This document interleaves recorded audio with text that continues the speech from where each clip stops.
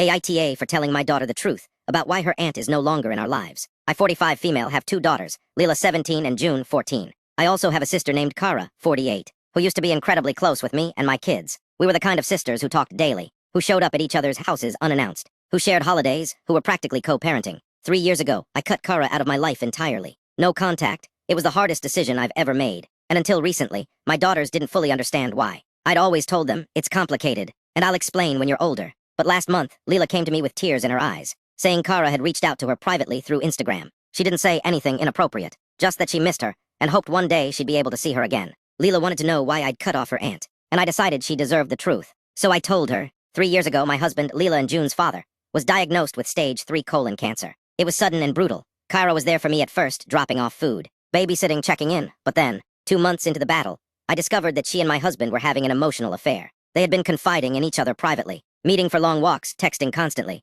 I confronted them both, and while they swore there was nothing physical, my husband admitted to telling Kara things he never told me. Intimate thoughts, fears, regrets. He said she understood him better. It devastated me. He and I separated for 6 months after that. During that time, Kara acted like she did nothing wrong. She said I was overreacting and jealous. When our mom tried to mediate, Kara refused to apologize. Eventually, my husband and I went to therapy, and by some miracle we worked things out. He's now in remission and our relationship is stronger, but I never forgave Kara, and I never will. When I told all this to Leela, she was horrified. She cried and said she never imagined Aunt Kara could do something like that. But then she got quiet. Later that night, she told me she felt like I'd been unfair by keeping her from Kara without explaining why. She said she should have had the right to decide whether or not to keep in touch. That's when I got angry.